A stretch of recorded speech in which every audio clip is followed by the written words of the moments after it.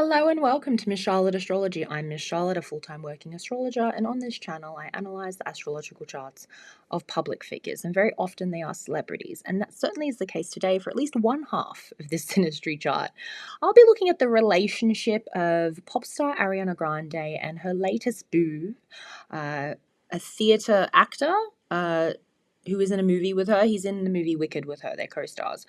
Ethan Slater. So, in case you've been living under a rock, Ethan Slater left his wife of many, many years during her first year of postpartum.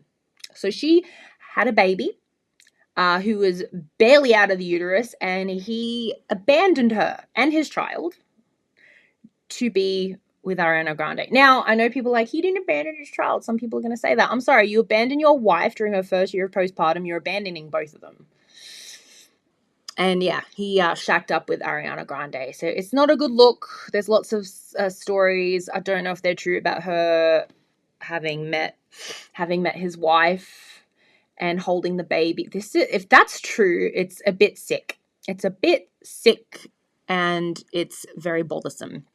So yeah, lots of controversy around this relationship. She's just put out a new album like the other day.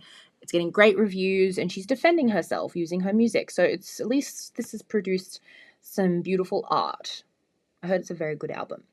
I wanted to have a look at their chemistry, what she sees in him, because a lot of people have been making fun of him because of the way he looks, and he played SpongeBob. I mean, he's not really the classic leading man. So why did she pick him? I don't have a birth time for him, so it would tell me more if I did, but I have her birth time, so I'm going to do the best that I can to understand their energy. Okay, before I dive in, I just want you guys to know, to celebrate the new astrological year, because it starts on March 21, Aries season. My season. Happy birthday to me. I'm celebrating that with a 50% off sale on my 60-minute Zoom readings. And there are limited spaces. There are limited spaces in my schedule. If you would like to get your chart read and you're seeing this, click the link below because they will fill up fast. I've done this one time before. And then I get all these messages and emails saying, I can't book anymore. Yes, it will fill up quickly. So if you want a reading by me, just book it now. My assistant is managing all the appointments. I'm going to link my email below. So if you have trouble with anything like payment, whatever, you can actually contact Sarah and she'll help you out. She'll organize everything. Okay. Yes. Oh, and there's 70% off my 20-minute recorded readings as well. And they are also limited. So everything's limited. This is not going to go forever. Once all the spaces are taken, the sale is done. Okay. Great. Thank you. It's the best way to support me is to purchase a reading, or you can like, subscribe, comment. That also helps. And thank you so much for your support. I'm trying to grow this channel. I know I'm a small guy right now, so I appreciate I appreciate the views. I appreciate you guys engaging with me, and thank you so much. So let's get into this. Relationship. So Ariana, for the record, she's a Cancer sun and a Libra moon and a Capricorn rising. None of those energies are easy to manage. They're all cardinal. They all square off with each other. And I mean, Capricorn rising with a Cancer sun, that's a very codependent person.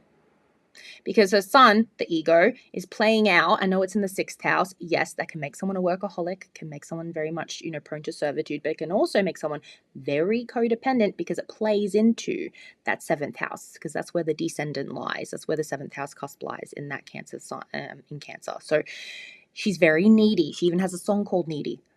It's a bop. It's a good tune. Venus in Taurus and a Mars in Virgo. So very sexual person. Mars in Virgo in the 8th house. So a very sexual person, but there's also a lot of trauma around sex. And we have Ethan here with a Sun, Mercury and Venus in Gemini. he has a moon in Cancer, which is in a conjunction with her sun. So there's a nice little connection here. And a Mars in Aries. Oh my goodness, a lot. Gemini and Aries. It's so impulsive. Very impulsive. Anyway, we're going to get back to this whole chart at the end in case I feel like I missed anything. But I am going to scroll down so we can focus on specified points here in the chart. So inspiration boost, Mars, the Mars-Jupiter conjunction and the Mercury-Chiron conjunctions. So what we have here is her Mars in Virgo. Mars in Virgo is I think it's a very good placement. I think it's a very, very nice placement for Mars. Other than Mars in Capricorn, Mars in Scorpio, Mars in Aries, I would say Mars in Virgo is probably one of the best placements you can have to be an artist or a dancer, because it's very, very particular. It's very, I don't want to have this generalization that it's organized, but it's particular. It's maybe organized chaos. But yeah, Mars and Virgo can hear every instrument in a song.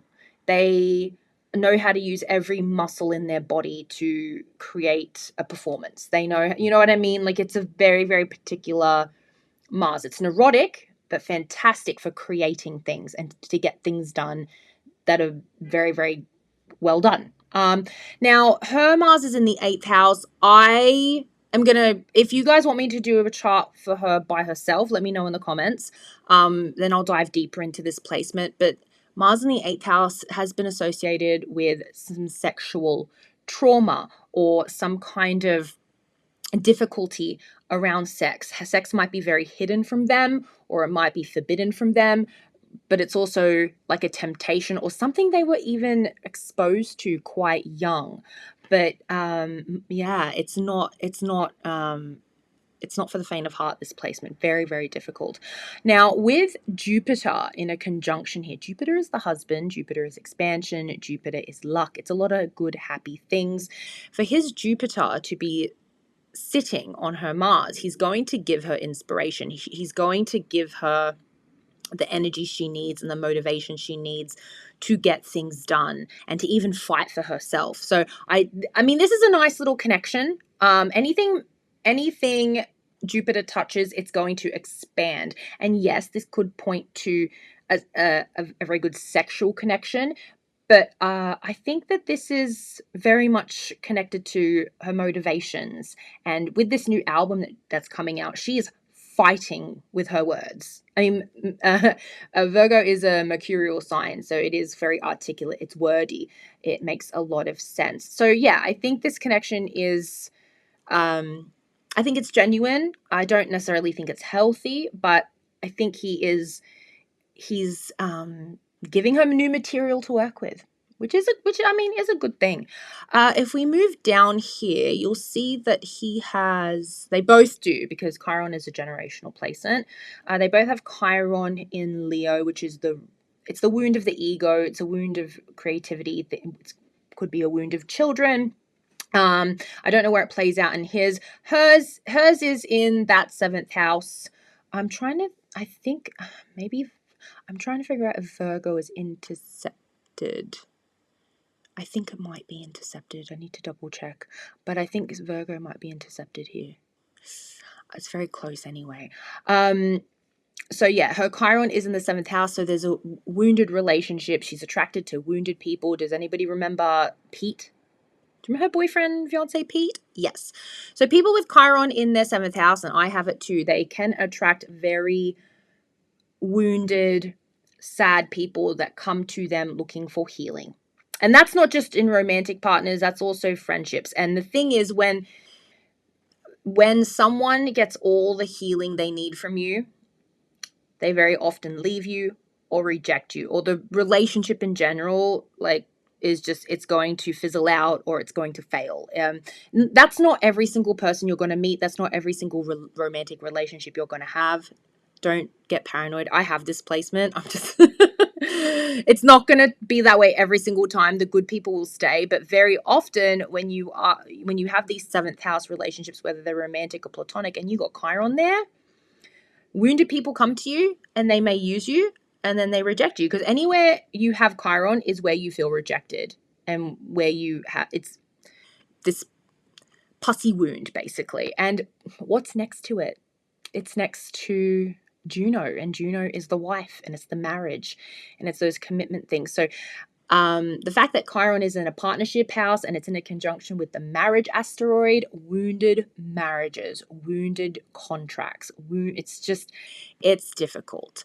And on top of this, she has her Mercury in, I think her Mercury's in Leo. And double check. No, her Mercury is in Cancer. I had to move up a bit. Okay, we'll talk about that in a moment. But yeah, they both have that same wound. I mean, it helps to be with people who are from the same generation as you, but I mean, there's nothing really here that's alleviating this. If he had, like, say, I think a moon or a Venus on a Chiron is quite beautiful, like a soft placement. Even a Mercury. That's why I was wondering if this Mercury was in Leo. It's not. I think having a soft planet on a Chiron is a really nice synastry to have. I think having a sun there, that could work, but it can be very painful. Having Mars there could be painful. But yeah, he doesn't have anything here that's going to help her with this wound. Nothing. He doesn't.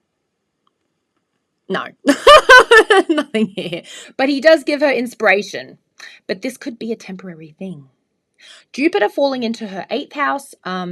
Jupiter, the husband, 8th house is a marriage house. It's a sex and death and transformation house. Yes. So he could be propelling her towards a transformation. She is transforming now. She has changed a lot. Her accent's changed. Her hair's changed. And that has a lot to do with the film. But being with him is also contributing to this evolution. So, yeah, I mean, if they get together, this could be very good. This could be good for money. 8th house is a money house. Maybe he's a future baby daddy. We'll see. We'll see what happens with these two. But there's nothing here in Leo that's telling me that he's gonna help her heal, or at least help her understand where she's damaged. And I just, no. Does anybody know anything about her parents' marriage? Does anybody know? Her parents aren't together, are they? She's got pain around men. There's some daddy issues for sure. All right, intimate understanding, sun-moon conjunction. So this is one of the best placements for synastry. The sun, she has a Cancer sun. That is the ego expression. That's creative expression. And the moon is internal processing and emotion. So when you have a meetup of these two planets, the sun person, Ariana, she feels like she can be herself and express herself and be as loud as she wants, and just she feels free to be the Ariana that not everyone knows. You know, being a famous person, especially her, I think people put a lot of expectations on her. And because of the sun-moon conjunction, she doesn't have to worry about that. That's one of the reasons why she enjoys being with him, is because she doesn't have to put on a facade. The moon person, Ethan, because the moon is hidden, he feels very emotionally comfortable with her. He feels seen by her, because remember, the moon comes out at night, so it governs all the invisible things, the secret things, the domestic things. And she fits very well into that. So she can express herself, and he feels seen. He feels understood, and she feels worshipped. So this is a nice little synastry. Now, because her descendant, which marks out the 7th house, is in Cancer, having someone with a Cancer placement is ideal for partnership. This is a really nice energy. I know it is in this playing out. I know it's in the 6th house, but it's playing more into that 7th house. So, because the 6th house is lying in Gemini. So I'm just letting, because some people love to correct me in the comments, like, by the way, her son's not in that house. I'm like, I know, but I'm looking at where the cusp is lying. Okay, wonderful. So yeah, this is a nice little synastry. She has that Mercury in Cancer on the descendant as well. I mean, Mercury is the mind and intellectual nature. I think she can be, her opinions, even her voice. Like, if you think about her If you think about how her voice has changed over the years, she is very influenced by her environment and the people around her. Her accent has changed many times. And that has a lot to do with her being a Libra moon. I'm a Libra moon as well. They can be very affected by others. They can turn into the people they are with very easily. And on top of that, because she is a seventh houser with the Sun and Mercury playing into it, even though she's a Cancer, she's a Libra Cancer, so very affected and very influenced by people around her, the environment around her. She will change her opinion according to who is with her at the time. I think that it can be really hard for her to have a sense of self. Like she's Ariana Grande. She is an institution. But who is the little girl inside? Who's that little girl that didn't get nurtured properly or was left to her own devices? Or, she's Ariana Grande. She has this big voice and a big talent and she's beautiful. But who is Ariana Grande, the person? That's hard to tell when you're a seventh house. And I say this is a seventh house placement and a Libra moon. It can be hard to tell. Your identity can very easily intertwine with others.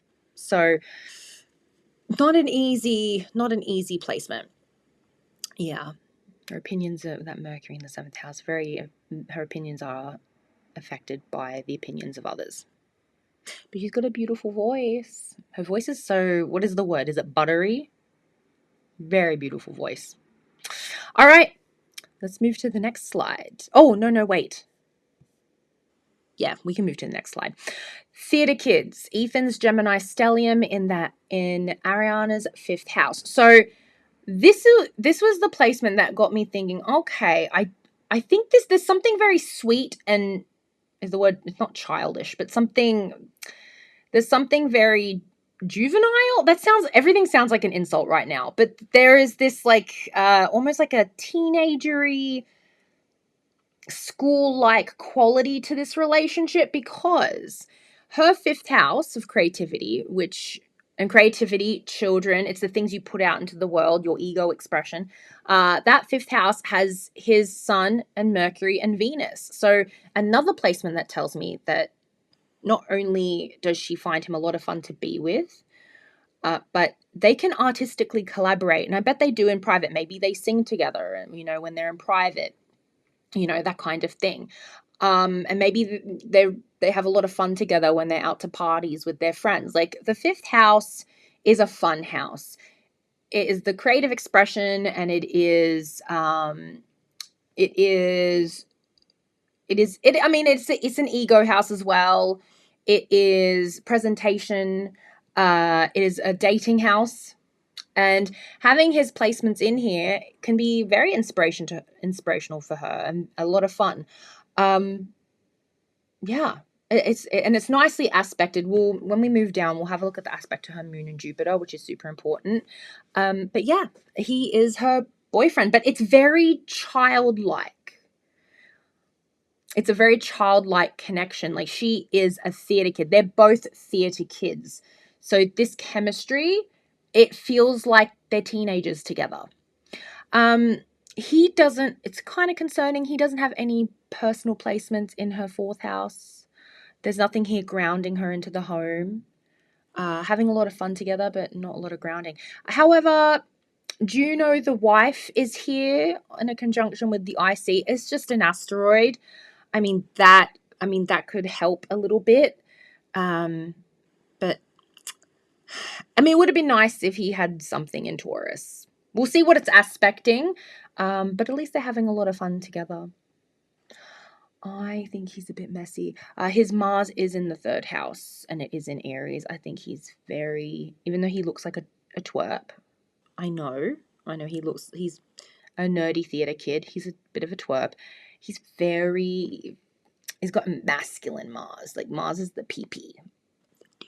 So having it in Mars can make him a bit sexually impulsive. I'm sure that played a part in their relationship. Her Venus is in Taurus and his Mars is in Aries. And even though they're not directly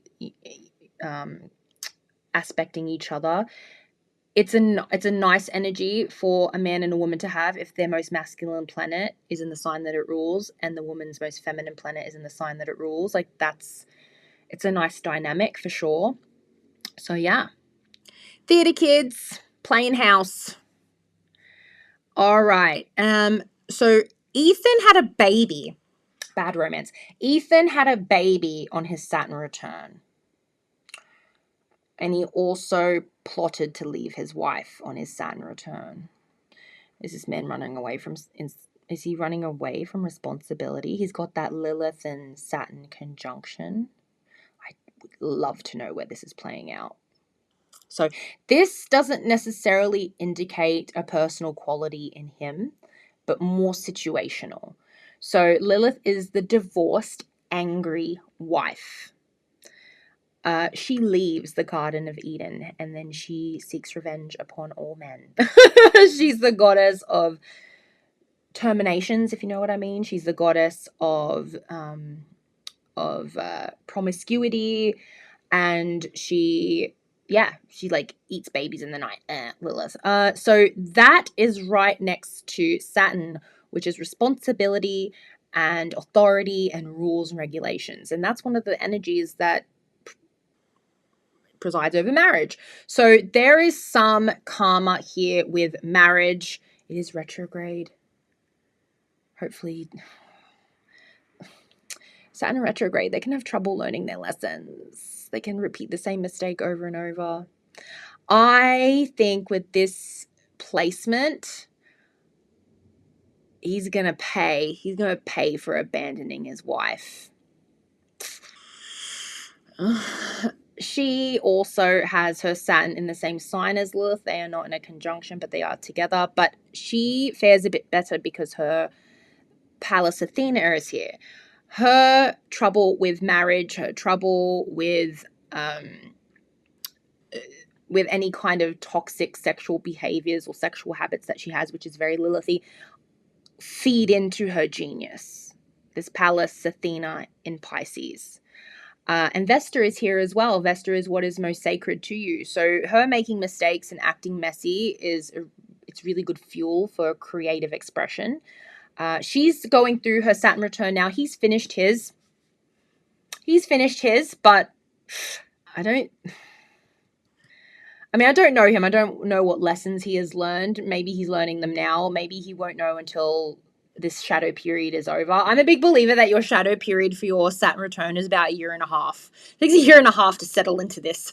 I guess he's feeling it now. Her Saturn return is going to continue for the next 2 years. She's put out this album. It's a bit that people are saying it's a Reputation album, and funnily enough, Reputation came out during Taylor Swift's Saturn return. Let me know if you want me to do a series on Saturn return albums, because that's something I'm kind of interested in. So if you would like me to do that, let me know in the comments. But yeah, she's got a lot to learn. Her Saturn is in her second house, which is ruled by Venus, which is values, which is money. So she's lost a lot of money because she's paid off Dalton. We don't know, the sum has not been disclosed, but I bet she's paid it off. And people with Saturn in the second house, myself included, they have to learn a lot of lessons around money and around self-esteem things, because that's what the second house is in charge of. So it could potentially be, it's not the hardest divorce. It's not the hardest. Wrong word. It's not, I don't want to say that people with Saturn in the second house are destined for divorce. That's not the case. I've seen people with Saturn in the second house have lovely, long-lasting, forever relationships. However, Saturn in the second house could indicate that. I mean, it's the house of traditional values. And her values, Pisces has no boundaries. Lilith is here. Like, if she has been shacking up with men that are married with newborn babies who are abandoning their wives who are postpartum, then she'll pay for that too. Because if she was going to have a moral code or a moral compass and she fell in love with this dude and she wanted to do the right thing, she could have at least said to him, go back to your wife and child and take care of them. That's what a girl's girl would have done, right? But she didn't. She'll pay for this. And I don't know if this is honestly, This is a Saturn return. Having a relationship during your Saturn return, especially if it started right at the beginning or before the Saturn return, it may not last because you're learning so many lessons. You're becoming an adult. So we'll see how this goes, but I really don't. I'm not hopeful with this. I'm just not. I think it's nice in a lot of ways. Like I said, they're theater kids at theater camp playing house. That's what it feels like. Okay, let's have a look at their whole chart now. I really wish I had his birth time. It would tell me so much more. So this Jupiter-Moon conjunction in the 9th house, it aspects his sun, Venus, and Mercury very, very well. When I looked at her chart by itself without, not in a synastry chart, her Moon and Jupiter are not really aspected well by anything. So she's always hungry. People with Moon in the 9th house, they do really well to move overseas. So maybe one day she'll do a Tina Turner and move to Switzerland and just make music in the quiet hills. You know what I mean? The quiet mountains. She should do that. And Jupiter is here in the house that it governs. So yeah, I think that she's always hungry for inspiration. She's always hungry for a relationship. She's never been single, not for a long time. And Libra moons struggle with that. And I say this as a Libra moon myself, and I'm perpetually single. It's not easy being that way. Thank God I've got more independent placements. And the times that I have gone into relationships with people that I was unsure about, it's been a bloody disaster. I learned my lesson. After my Saturn return, I was like, I'm never doing that again. And maybe she'll learn that too. But yeah, a moon in Libra really desires harmony and beauty within the home. And her moon is not it's not the easiest. Having a 9th house moon is not easy. It governs the domestic sphere. And look how far away it is from her 4th house. I mean, her Venus is here, so she wants that traditional love. She wants that traditional romance. But she has been put in positions that made her compromise those values. She wants love and loyalty. But she gets into relationships with men that are not loyal, obviously. So there's a contradiction there. She makes, well, I don't want to say she makes men. You can't make, they were already like that. But there's no qualm, there's no worries about questioning their character and their loyalty. She wrote a whole song about breaking up with her girlfriend because she's bored. That was a song she wrote. And I know it's meant to be tongue-in-cheek, but sometimes jokes are kind of true. There's always a truth in a joke. That's her moon and her Venus are not aspecting very well either. But yeah, perpetually dissatisfied, always hungry. I think she would do well to live overseas. If one day she gets married to a foreign lover, that could work. And then she does a Tina Turner and moves to Switzerland. That would be fantastic. It's really nicely aspected by this 5th house. Well, with his placements, it plays out in her 5th house. It's playtime. It's fun. They can travel the world together. I think there's a sense of relief here with him being with her. She feels relieved. She feels safe. She feels creative. She feels seen. She feels like she can be herself with this nerdy theater kid, because that's who she is too. Underneath the pretty pop star, she's just like Ethan in a lot of ways. So the trine between the Gemini stellium and this moon and Jupiter in Libra, it's very friendly, it's very inspiring, it's very creative, it's very busy. And yeah, I just don't, but the 5th house and the 9th house they're not really, I'm not saying it can't work. If you're someone that has this synastry, it's quite beautiful. Hopefully you have a lot of adventures together, you can create art together, and you're very collaborative. That works. But it's not grounding, It's not grounding at all. There's so much is going to happen to these two. Also, with the North nodes, I don't see anything here that's taking her to her destiny. Her North node is in Sagittarius, and her South node is sitting on all. This is the thing.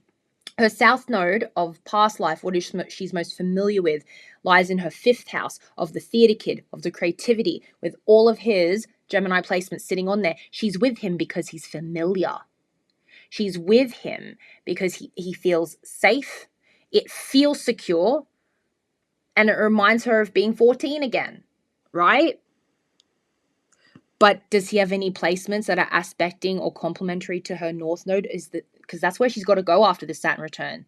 The 11th house in Sagittarius. I mean, this is literally moving overseas. It's pretty aspected. It's really nicely aspected. I know there's no line here, but there should be a blue line between Jupiter and the moon and this North Node in Sagittarius. I feel like she might go overseas. You guys born in 1993? 93?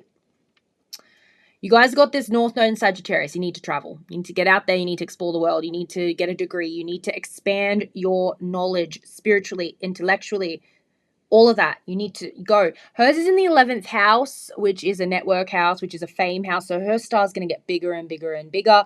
That's why I think she'll need more privacy and why she probably will move overseas, or at least maybe she'll move to Montana and like live in a mountain. You know what I mean?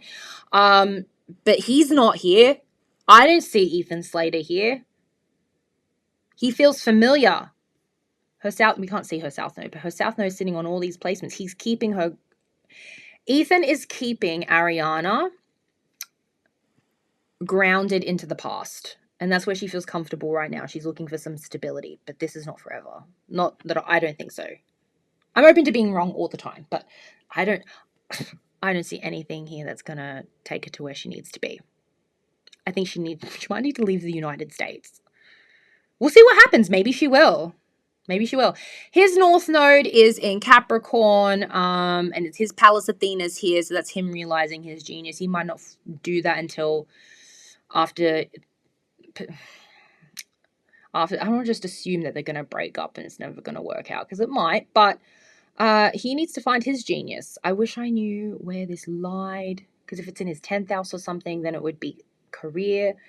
If it's the 4th house, it would have a lot to do with home. But he's gonna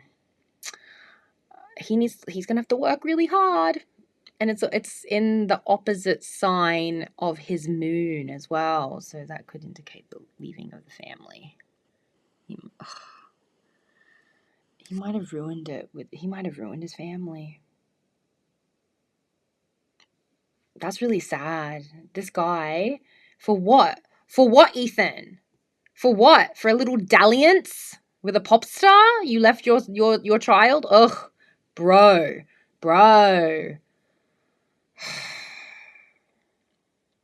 Anyway, let's move down. Summary and final thoughts. The Sun and Moon conjunction in Cancer and their trining air placements indicate comfort and connection brought on by artistic collaboration. So that's why I was saying that her Moon in the 9th and her Jupiter in the 9th do really well with that Gemini stellium and playing out in her 5th house.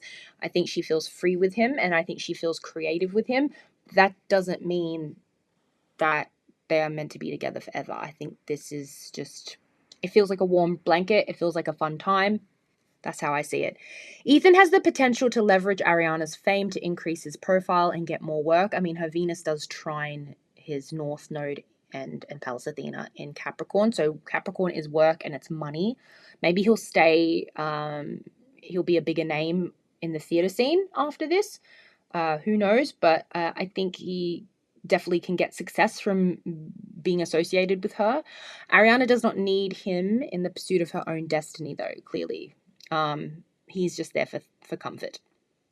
So he doesn't propel her anyway. He actually keeps her in an old energy, a comfortable old energy with all his placements on her South Node.